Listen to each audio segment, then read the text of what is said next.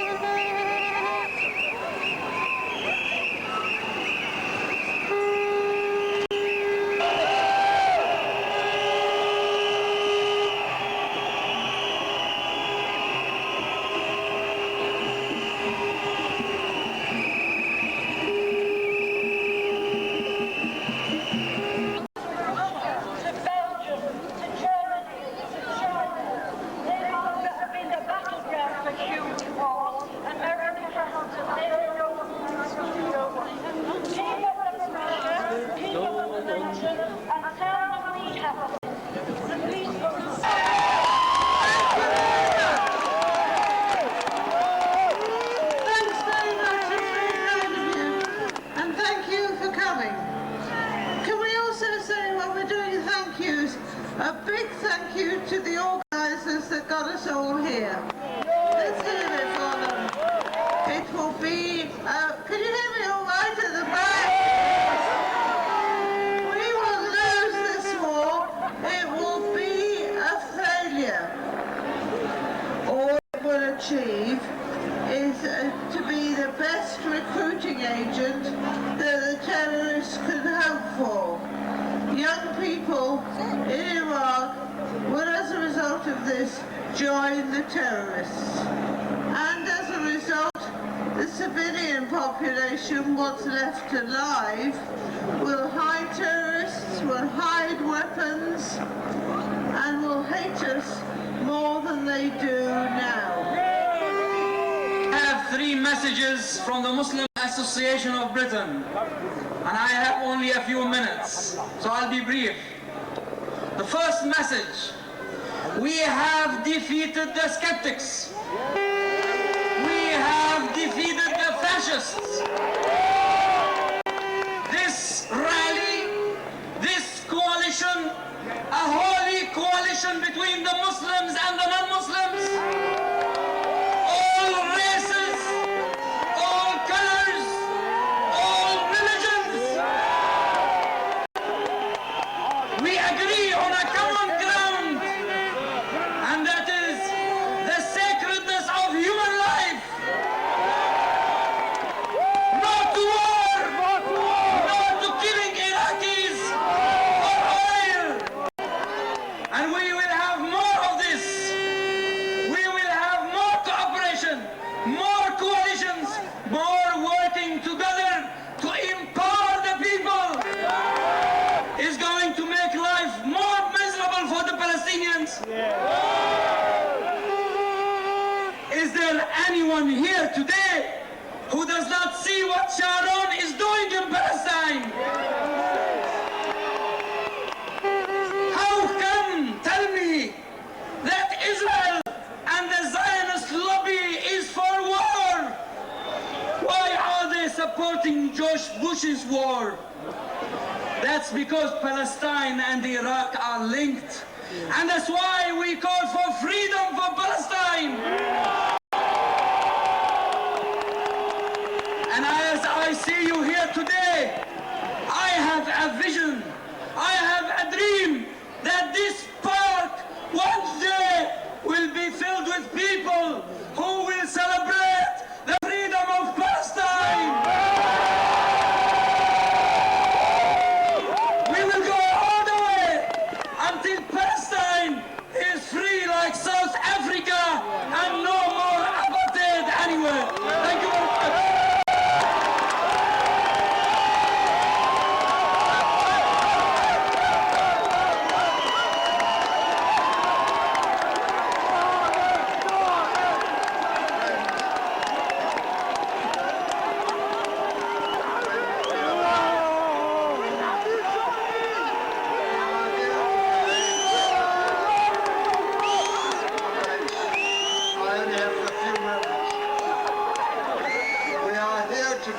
To found a new political movement worldwide.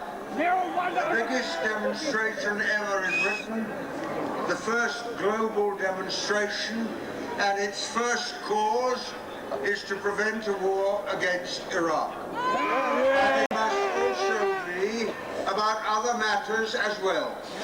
It must be about the establishment of a Palestinian state. Be about democracy, not only in the Middle East, because there's no democracy in Saudi Arabia or in Iraq, but dare I say it, some democracy in Britain as well, allow the British Parliament to decide. While we're here, let us remember that 35 million people die every year in the world of hunger. That 500 billionaires in the world have the same income as half the population of the world put together. That the world in which we live is dominated by the military, by the media, and by multinationals. And what we are about is getting democracy all over the world, so we can build a world that is safe for our children and grandchildren. That's what it is about. If there are to be inspectors in Iraq, I would like to see inspectors in Israel.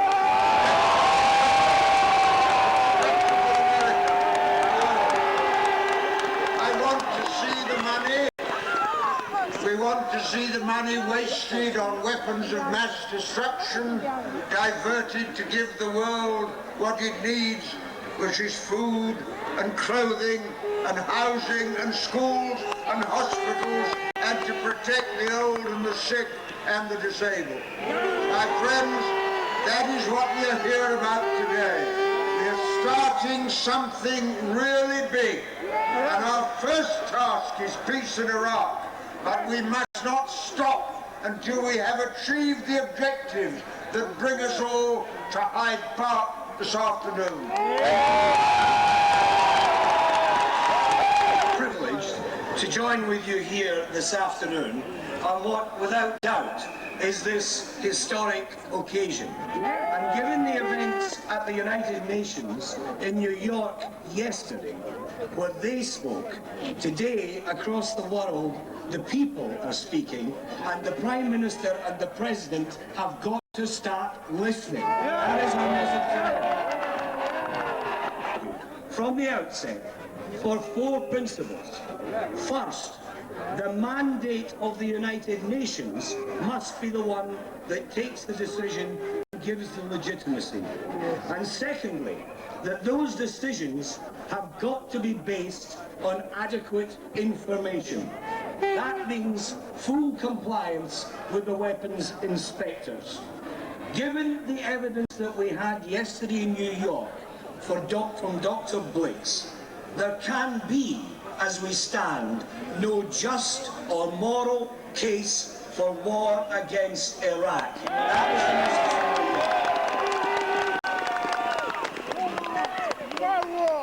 Third, if we reach the stage at some point in the future where British troops are going to be asked to enter some form of military conflict, then that's got to be achieved in a democratic way, which means that the House of Commons should be given the right, which so far it has been denied, the right of a vote on whether we believe our forces should be sent into battle in that way.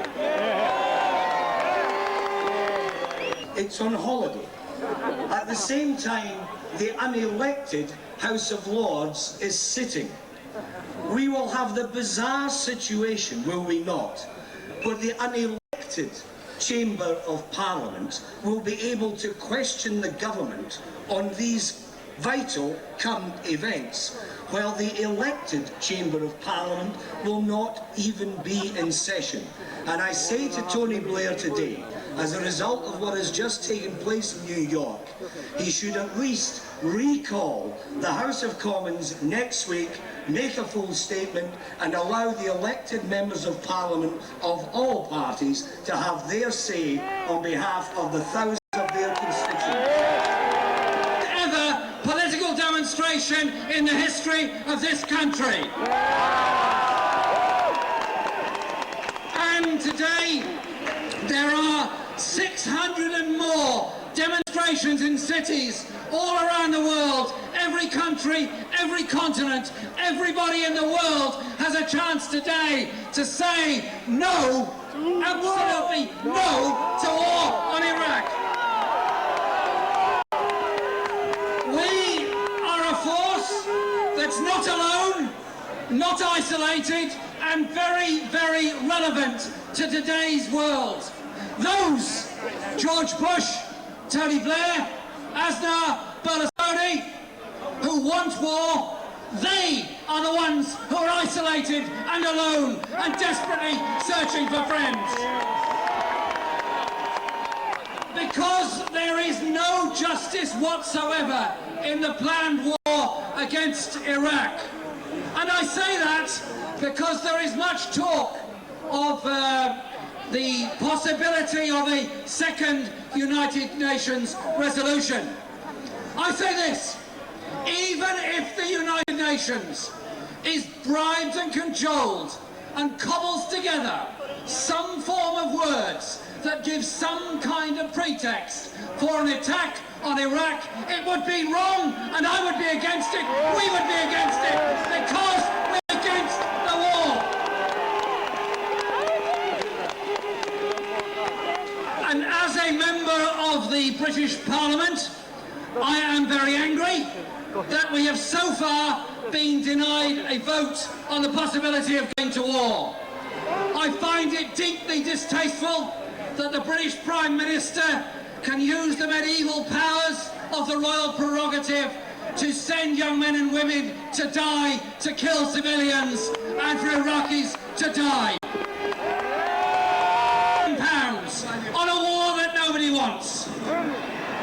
When there is an AIDS pandemic sweeping Africa, when a quarter of the world's children die in poverty and starvation, and we say there isn't money sufficient for our own public services.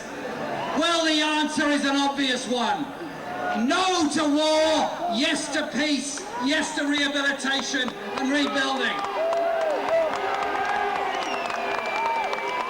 And for those who say that this is a necessary and just conflict because it will bring about peace and security. September the 11th was a dreadful event. 8,000 deaths in Afghanistan brought back none of those who died in the World Trade Center. Thousands more deaths in Iraq will not make things right.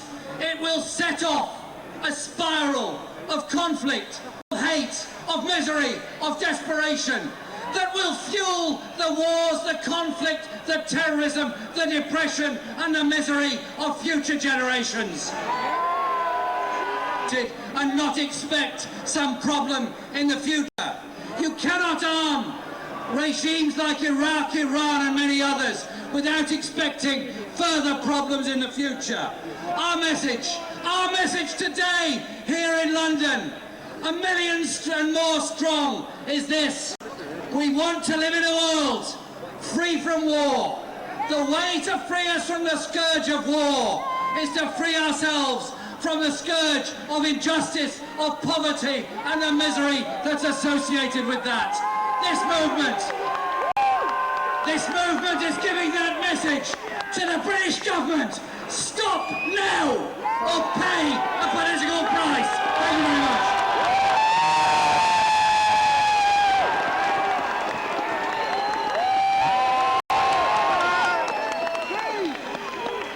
Mr. Chairman, brothers and sisters, comrades and friends, Assalamu alaikum, peace be with you. And vive la France! We need a new slogan. Don't attack Chirac. I'm speaking personally as a member of the old Europe.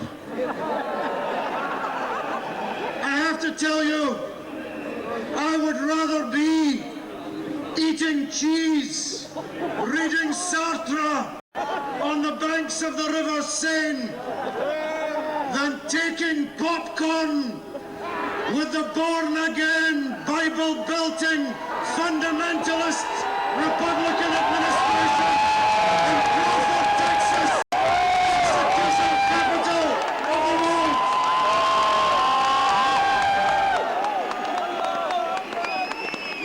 We are today, the British people, denied a vote in the Houses of Parliament. The British people have voted with their feet in Glasgow and in London in overwhelming numbers, and their vote is no war on Iraq and justice and freedom for Palestine. A government playing mini-me to the Dr. Evils in Washington and in London.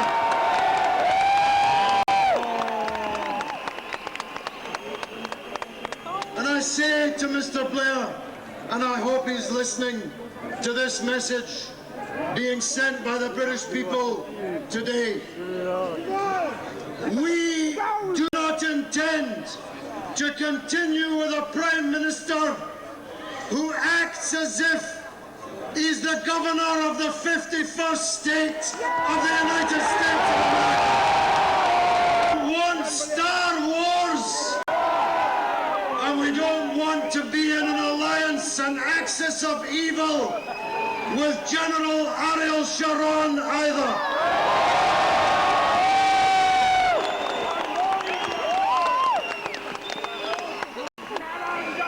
And I say to Mr. Blair, if he, despite this great demonstration today, despite the overwhelming feelings around the world against war, if he takes Great Britain over this cliff with George W. Bush, then he will break the Labour Party he is supposed to lead.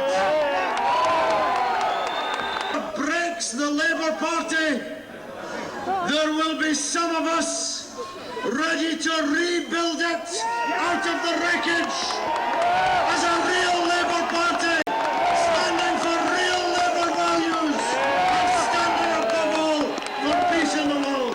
Thank you very much.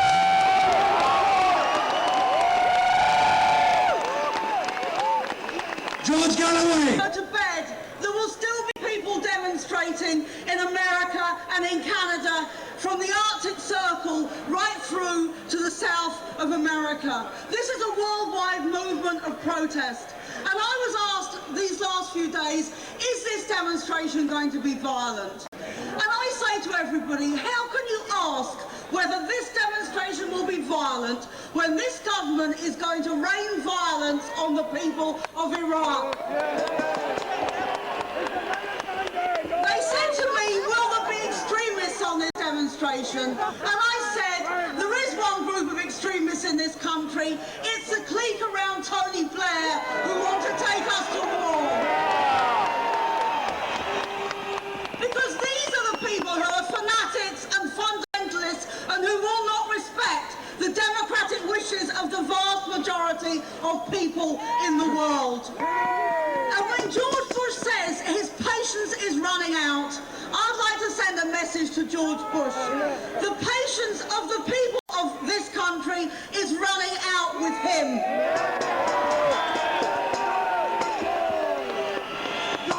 We are fed up with being fed dossiers and supposed evidence which turns out to be a pack of lies. We're fed up being told that they're going to war for democracy when they support dictatorships around the world and where they have more weapons of mass destruction than everybody else put together. We're fed up with the way that we're told that Blair has to follow Bush. And I've got a message for Tony Blair this afternoon. If you go to war with George Bush, we will bring you down.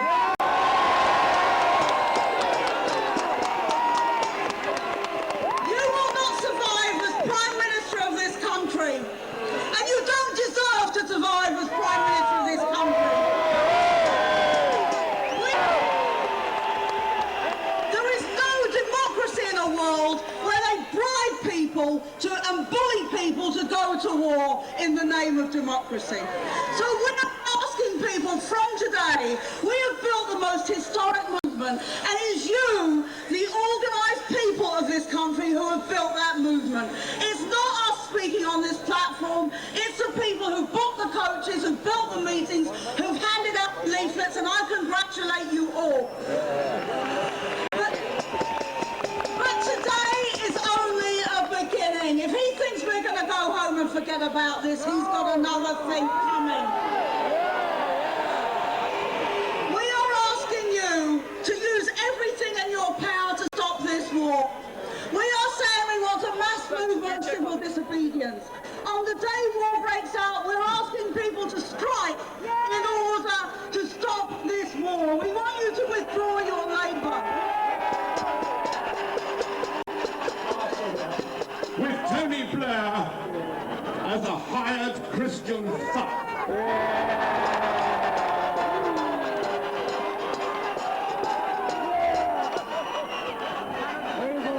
land attack on Iraq is a premeditated act of mass murder.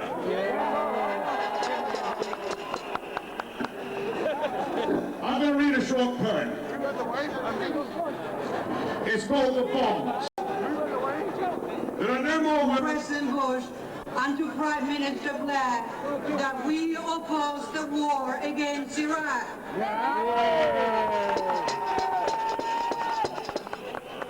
Please tell me, what is the message we want to send to Prime Minister Blair? We oppose the war against Iraq. We do not want a war for oil that will leave a trail of blood of innocent lives in Iraq and of innocent lives of American and British soldiers. I understand why you all stand here speaking loud and clearly to Prime Minister Blair to tell him that we want to live in a world when peace, democracy and security are enshrined in the United Nations Charter. The beliefs that he's had for so many years when he embraced the United Nations, international law, conventions and treaties such as the Kyoto Protocol, the ABM Treaty, and other treaties that President Bush has refused to ratify. The United Nations was established in 1945 to prevent future generations from the scourge of war. There is only 2 exceptions in the UN Charter. It is extremely important for us to understand that in the UN Charter there are only 2 exceptions that allow a state to wage a war against another state. And those 2 points are, under Article 51, when a government or a state is acting in self-defense because it has been attacked by either of those 2 countries,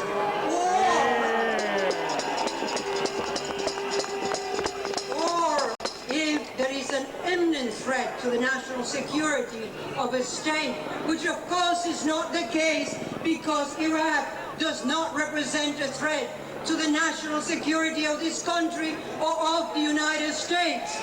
2001, to wage a war against Iraq when there was no evidence that there was a connection between the Iraqi government and Al-Qaeda, but it was part of his new philosophy and doctrine by which he can use preemptive strike against another state. Are you and will you support this government and President Bush to use preemptive strike against another state? Bush, listening to the voice of President Bush rather to the voices of the British people. Why, Prime Minister Blair, are you not listening to our voices of reason? I stand here today to say that I do not condone the human rights record of President Saddam Hussein, but that there is no place in the UN Charter that says that if a country, no matter how appalling that country is, that we can wage a war to overthrow the government. If we were to do that, we will have anarchy in the world. Yes, I would like to see democracy brought to the people of Iraq, but not by carpet bombing Iraq and by killing innocent civilians. Let's not forget that the UN issued a report in December that talks about the likely scenario if there was a war in Iraq. It talks about up to 500,000 casualties of innocent people. It talks up to 2 million refugees and displaced people. It talks up to 5 million people who will be in dire conditions. Is that what we want to see the United States and Great Britain do in our name? No. destruction. Now, he's got more than anybody else on the planet. That doesn't apply to those other nations like Israel that have nuclear weapons in the Middle East. Let's get rid of all the weapons of mass destruction. The truth is, we know this is not about weapons of mass destruction. Yesterday I published an opinion poll of Londoners' views. 3/4 of the people of London said in that poll they do not support an Anglo-American attack on Iraq. For everybody here of this great protest, 3/4 of London stands with us in opposing an attack on Iraq. We know exactly what the agenda is.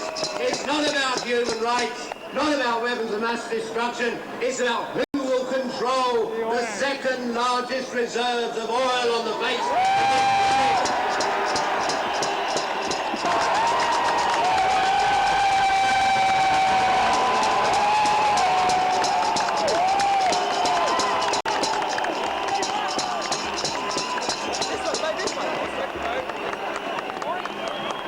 Say stop the war. Save the people. Stop the war. Save the people. Stop the war. Save the people. Give peace a chance. Give peace a chance. Minds, not missiles. Minds, not missiles. Hope, not hate. Give peace a chance. Give peace a chance. Give peace a chance. We the people will win.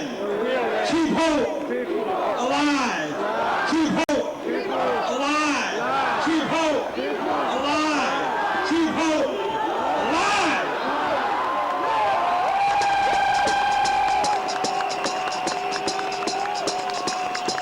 One of my brothers from America, a great actor, it's a big hand for Tim right there. Give it up.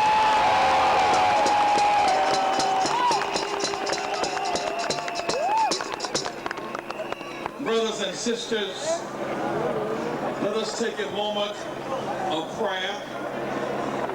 Dr. King, imagine Gandhi, imagine John Lennon, imagine Mandela, all the people living in peace. As the prophet Isaiah said, he shall judge among the nations, to rebuke many people. They shall beat their swords into plowshares, their spears into pruning hooks. Nation shall not rise up against nation, neither shall they learn war anymore. Bless us in our efforts to take light into dark places and heat in the cold places and stop the scourge of war. Amen. Amen. Listen, to link with you, seeking peace in our world. This is our world. America is a great nation, better than the vision of our leadership. It is not too late to stop this war. We must march until there's a declaration of peace and reconciliation.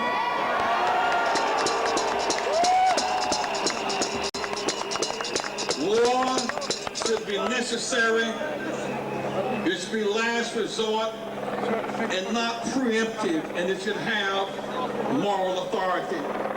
If we attack Iraq preemptively, we lose the moral authority to challenge China to not attack Taiwan, or Pakistan, India, or Pakistan. We must preserve peace and order in our world. The arrogance of certain victory precedes the fall. Thank you today for being a part of the largest demonstration against war in the history of Britain and the history of the world. Congratulations.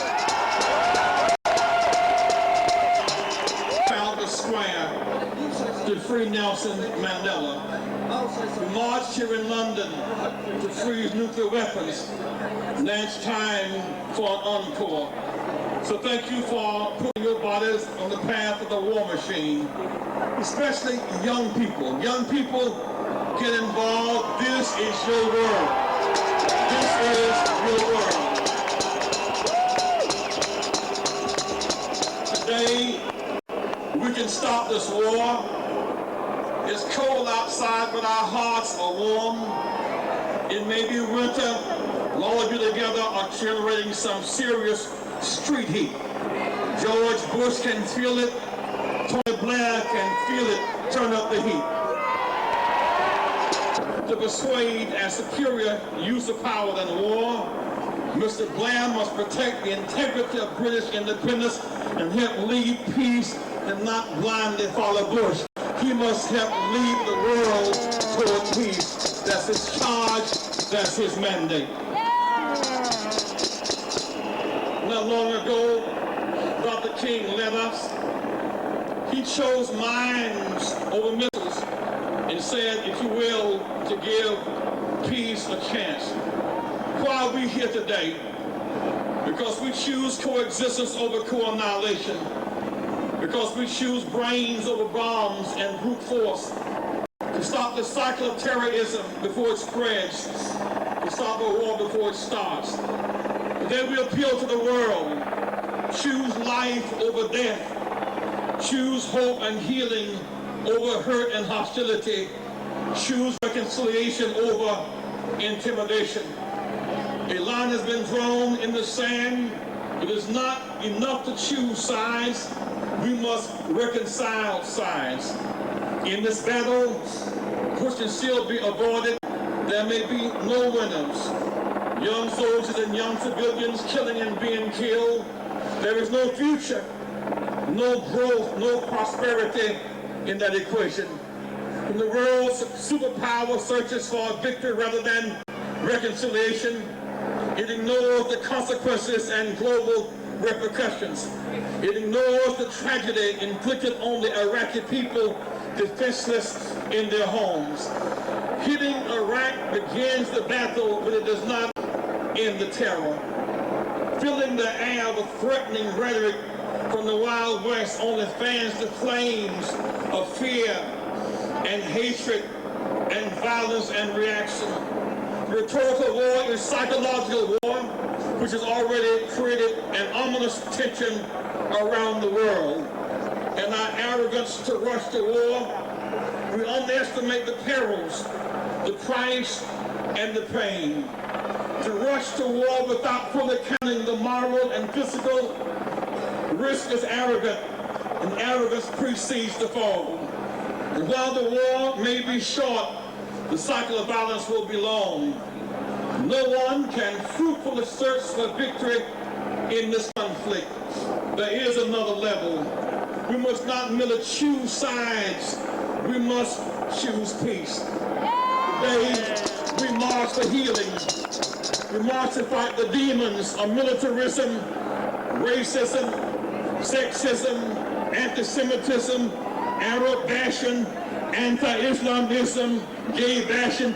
We choose to be one big family under one big tent.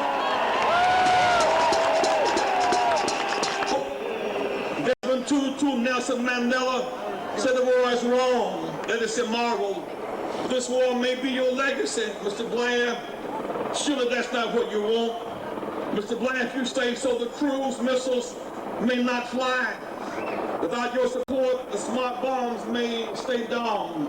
I appeal to you today. Let's ask the United Nations and Kofi Annan to empower an eminent persons commission that's led by Nelson Mandela and go to Baghdad. Let's stop the war while there's a chance to stop the war. In America, in Washington, just this past year, Tony Blair's support for a war in Iraq, England's place in the war coalition is literally the difference between majority support in the U.S. As England goes, so goes the peace. The people of England, as you go, so should go your Prime Minister. This is democracy, after all. During the Cold War, we used to say that the people in Eastern Europe were not allowed to speak. They could not make their voices heard. Now, the people of the West are speaking. Mr. Blair and Mr. Bush, hear the people. Hear the people. Hear our voices. Hear the people. No blood for oil. Hear the people. Give peace a chance. Hear the people. Remember, we must learn to live together as brothers and sisters and not die apart as fools. And so, what is to be done? What should we do next? Keep working, keep struggling, and keep marching. The race should not go to the swift or to the strong, but those who hold on. We're doing something brand new here today, trying to stop a war before it starts. What are we doing here today? Building a serious peace movement, trying to save multilateralism and the UN, trying to slow down the strong to protect innocent children, trying to fend off the trap of empire and redeem the hope of democracy. Never forget what Dr. King taught us. The arc of the universe is long, but it bends toward justice. Don't you give up and don't you surrender. Your spirit and faith will be tested. The war machine will give us fierce opposition, but faith can move mountains. That's faith. We cry sometime and we're hurt, but that faith has power. Faith helped Moses march out of Egypt and across the Red Sea. Keep marching. Faith helped Joshua bring the walls tumbling down. Keep marching. Faith helped Jesus turn the crucifixion into a resurrection. You keep marching. Faith helped Mandela live long enough to free his jailer. You keep marching. It's not easy, but nothing is too hard for God. It's dark, but the morning comes, and you are the light of the world.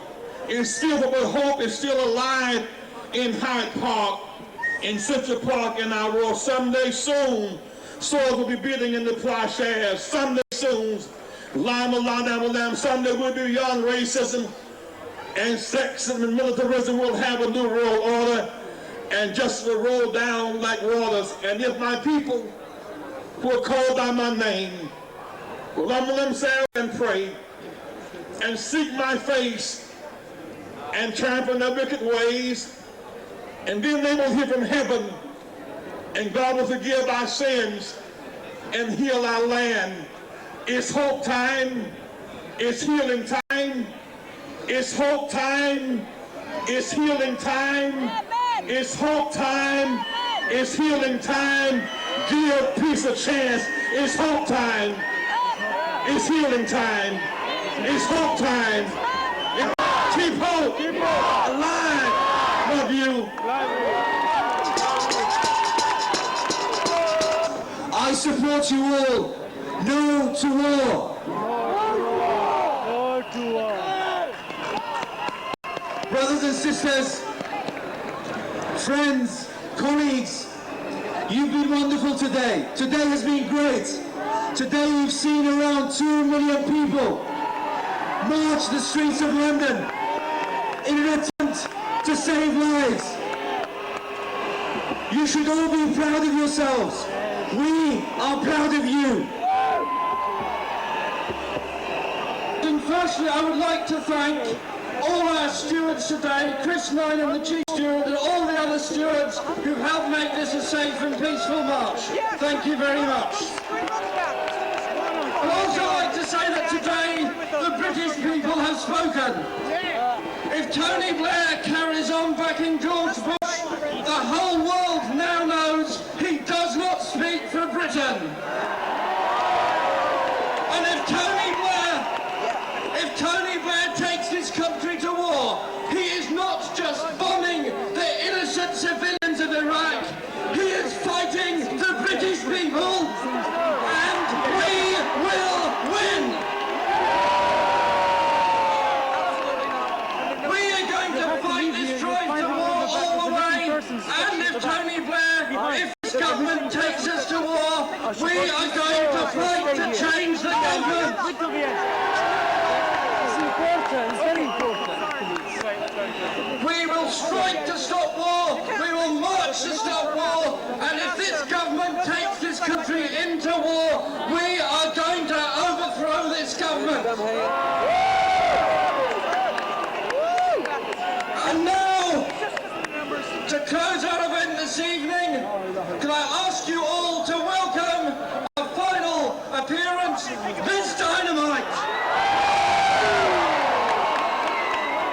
Chance to be loved. This war will take away the lives of children. If you believe that that is wrong, make some noise.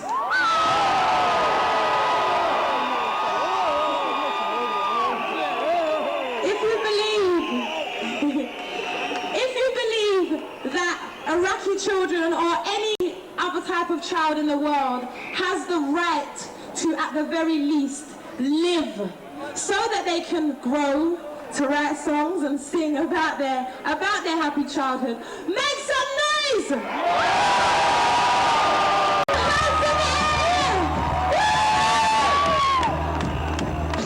If you believe in freedom and peace, let me see your hands in the air.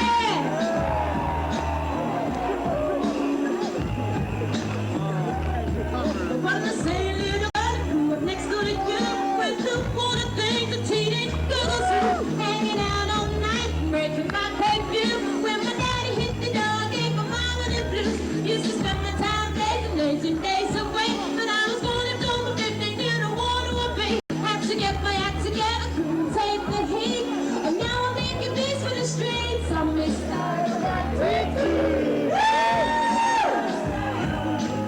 I'm just Miss Dynamite. I'm Miss Dynamite.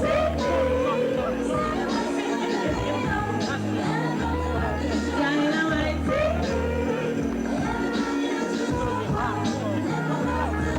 I'm from the house parties, left the place. Picking in with their stands and we can step in the face. And my cousins and my brothers, we sit up all night. Listen to a band about until the morning light. Remember my was years of school, I was so innocent. I just wanted to learn, I never been so content. But the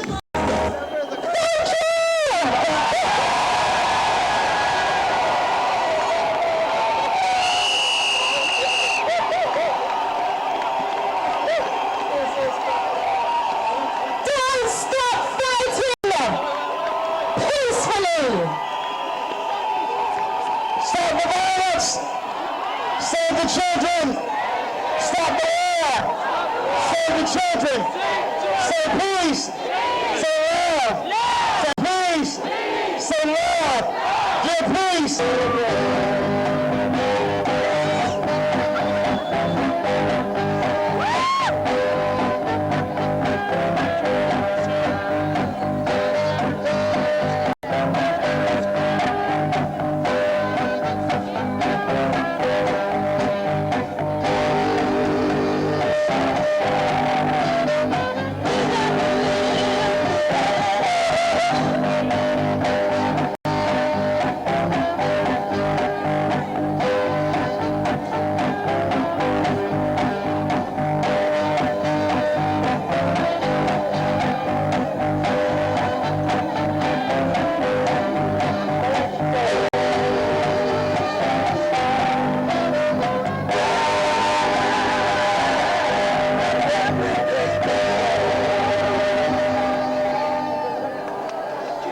Ladies and gentlemen, the people at the front are being pushed by people at the back.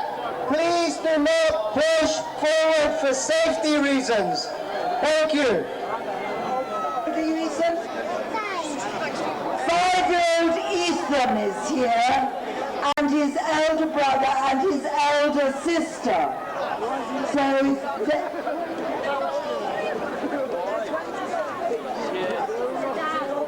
oh, sorry, we've just lost their dad.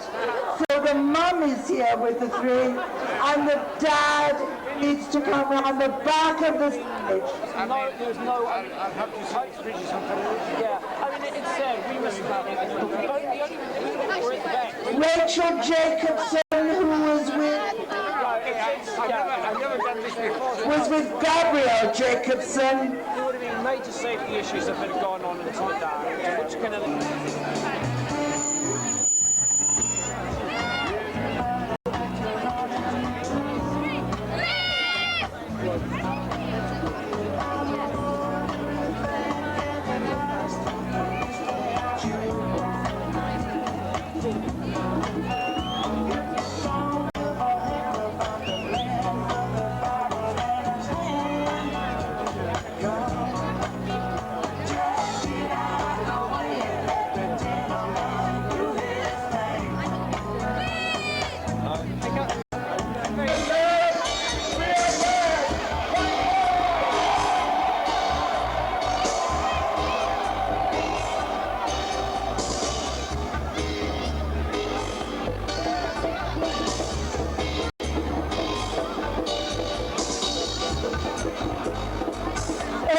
Speeches from this afternoon are going to be broadcast tomorrow on cable radio. So all the speeches that were from 1 o'clock onwards will in fact be able to be heard tomorrow.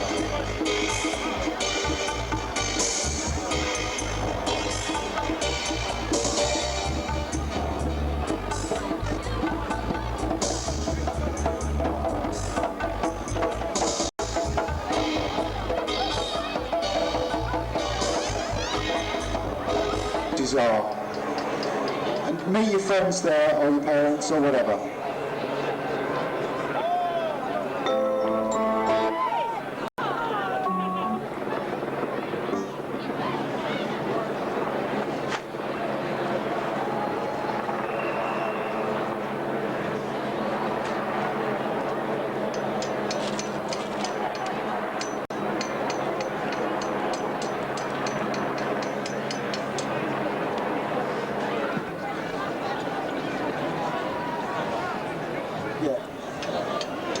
All those people, including the Halifax people, go to the back of the stage.